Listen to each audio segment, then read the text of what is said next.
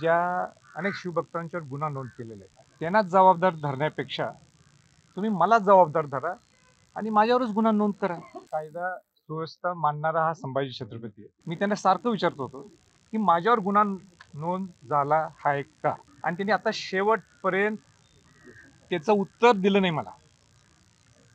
त्यांनी हो सुद्धा म्हटलं नाही आणि त्यांनी मला नाही सुद्धा म्हटलेले, आणि ते इतकेच म्हटले, आम्ही याच्यावर काही बोलू शकत नाही. हो सुद्धा नाही आणि नाही सुद्धा नाही. तांबूस फुटता उधळलाली भूपाळी रामपारी, दिशादाही उजळल्या आल गोकुळ आपुल्या दारी, निर्भेळ आणि सकस चवीच गोकुळ लई भारी. गोकुळ दूध आणि दर्जेदार दुग्ध उत्पादने, चव आहे कोल्हापुरी, गोकुळ लई भारी. प्रथमतः मी इथं हजर होण्यासाठीच इथं आलो होतो, कारण का मला कोल्हापूरच्या प्रेसमध्ये अनेक इलेक्ट्रॉनिक मीडिया किंवा प्रिंट मीडियाच्या लोकांनी मला प्रश्नच केला होता की तुमच्यावर गुन्हा नोंद झालेला असं समजते, आणि म्हणून मला स्वतः वाटलं की आपण कायदा सुव्यवस्था मानणारा हा संभाजी छत्रपती आहे, आणि म्हणून आपण आणि काही करण्यापेक्षा त्यापेक्षा आपणच इथं स्वतः हजर व्हायला येऊ. आणि म्हणून मी आज शाहूवाडी पोलीस स्टेशनला इथं आलो होतो. मी त्यांना सुरुवातीला हा प्रश्न केला की खऱ्या अर्थाने ज्या अनेक शिवभक्तांच्यावर गुन्हा नोंद केलेले आहेत त्यांनाच जबाबदार धरण्यापेक्षा तुम्ही मला जबाबदार धरा आणि माझ्यावरच गुन्हा नोंद करा, असं मी त्यांना सांगितलं. मग अनेक तास, दीड तास जे तुम्ही म्हणता की बरीच चर्चा चालू होती, बरीच चर्चा झाली, बरीच सविस्तर चर्चा झाली. अनेक ठिकाणी काय काय चुकलं, काय काय नाही, सगळ्या गोष्टी. त्यात मी त्यांना सारखं विचारत होतो की माझ्यावर गुन्हा नोंद झाला आहे का, आणि त्यांनी आता शेवटपर्यंत त्याचं उत्तर दिलं नाही मला.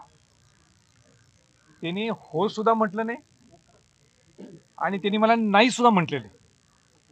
आता हे नेमकं काय हे मला कल्पना नाहीये. आता परत निघायच्या अगोदर मी त्यांना म्हटलं की माझ्यावर गुन्हा नोंद झाला असेल तर मला ह्या मिनिटालाच मला परत कोल्हापूरला जायची काही गरज नाही, मी इथं हजर राहतो. ते काही त्यांनी त्याच्यावर भाष्य केलं नाही, आणि ते इतकेच म्हटले, आम्ही याच्यावर काही बोलू शकत नाही. हो सुद्धा नाही आणि नाही सुद्धा नाही. ही शेवटची जी चर्चा झालेली आहे, आणि या चर्चेच्या झाल्यानंतर मी आज तुमच्या समोर इथं उभा आहे.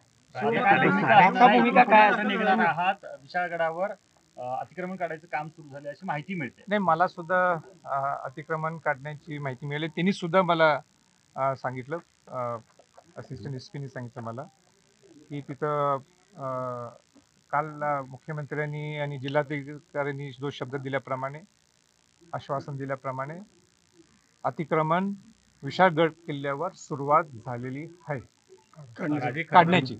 अनेक शिवभक्तांच्यावरती गुन्हे दाखल झाले, या शिवभक्तांच्या पाठीशी तुम्ही कशा पद्धतीने उभा राहणार? आणि दुसरा विषय महत्वाचं, जे जातीय रंग देण्यात यायला लागलेलं आहे, तर पहिल्यांदा जर कोणाचं अतिक्रमण जर तिथनं निघालं असेल तर ते प्रकाश पाटील आहेत, वेल्लाळ आहे.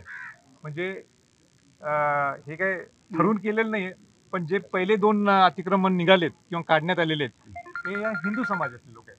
म्हणजे ते हिंदू मुस्लिम जे लावा लागलेले आहेत किंवा अनेक लोक त्याला अटॅच करतात, हा तो विषय नाही. माझा तो प्रामाणिक हेतूच होता की विशाळगड मधली ज्यांचं अतिक्रमण आहे, ज्यांचं नोंद आहे सरकारमध्ये, ते अतिक्रमण सगळ्यांचं निघालं पाहिजे तिथं. आणि ती भूमिका जी मी मांडली होती तिची सुरुवात आजपासून तिथं झालेली. तुमच्यावर गुन्हा दाखल आहे की नाही अजून स्पष्ट केलं नाही, मात्र अनेक शिवभक्तांवर गुन्हे दाखल झाले, त्या संदर्भात काय भूमिका आहे आपली, त्या संदर्भात काय बोलणं झालं? आणि अनेक मुलांची धरपकड जी आहे त्याच्यामध्ये असणार नाही, मी त्यांना हेच सांगितलं की जे त्यांना तुम्ही जबाबदार ठरता तर त्याच्यापेक्षा पहिलं जबाबदार मला धरा, माझ्यावर गुन्हा नोंद करा. राजे हिंदी में शाहू महाराजांनी देखील या सगळ्यावरती खरं तर ही सगळी प्रसिद्धी पत्रक ही सगळी काढलंय. घटना जी आहे ती निंदनीय आहे अशा पत्रक पद्धतीने. काढलंय शाहू महाराजांनी आणि बरोबर. हा जो काय प्रकार घडला त्याबद्दल नाराजी व्यक्त केली आहे. दुर्दैवी प्रकार आहे असं म्हटलेलं आहे आणि उद्या ते विशाळगडाच्या पायथ्याशी भेट देखील या पाहणी देखील पत्रकामध्ये करणार आहे. मुख्यमंत्री शिवाय आणि त्यांनी- मुख्यमंत्री यांच्यासोबत बैठक लावायला पाहिजे होती असं सुद्धा उल्लेख आम्ही त्याबाबतचं पत्र दिलं होतं, मात्र या सगळ्यावरती ताशेरे जे आहे ते प्रशासनावरती प्रशासनावर ओढल्याचं या ओढलेले ठिकाणी आहे. पाहायला मिळतं. संभाजीराजे यांची भेट घडवून द्यायला पाहिजे होती पण प्रशासनानं ती भेट घडवून दिली नाही म्हणून हे सगळं घडले आणि यासाठी प्रशासनाला जबाबदार देखील त्यांनी जबाबदार धरली. छत्रपती शाहू महाराजांनी 2 भूमिका घेतल्या. एक भूमिका ते खासदार म्हणून सुद्धा घेत होते, खासदार म्हणून घेत होते, आणि एक भूमिका वडील म्हणून घेत होते. आणि हे घेत असताना त्याच्यात प्रामुख्याने 2 भूमिका जे मला दिसतात, तर मी स्वपत्र आत्ताच ओझरतं मी पाहिलं. त्यातली पहिली भूमिका ही आहे की त्यांनी जिल्हाधिकाऱ्यांना आणि जिल्हा पोलीस प्रमुखांना सांगितलं होतं की छत्रपती संभाजींची मीटिंग ही आपण मुख्यमंत्र्यांच्या बरोबर, उपमुख्यमंत्र्यांच्या बरोबर ही मीटिंग लावावी.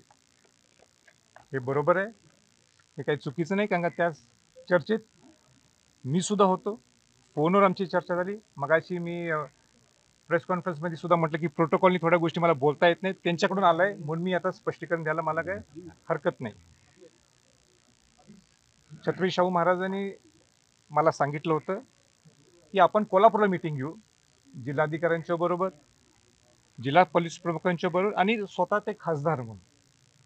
तर मी त्यांना विनंती केली आणि त्यांना सांगितले की हा विषय इथं सुटू शकत नाही, कारण का जिल्हाधिकाऱ्यांनी जे काही मांडायचं त्यांनी माझ्या पुढे मांडलेलं आहे आणि हा प्रश्न इथं सुटणार नाही. हा प्रश्न सुटायचा असेल तर हायेस्ट लेवलला, वरिष्ठांच्या लेवलवर हा प्रश्न सुटू शकतो.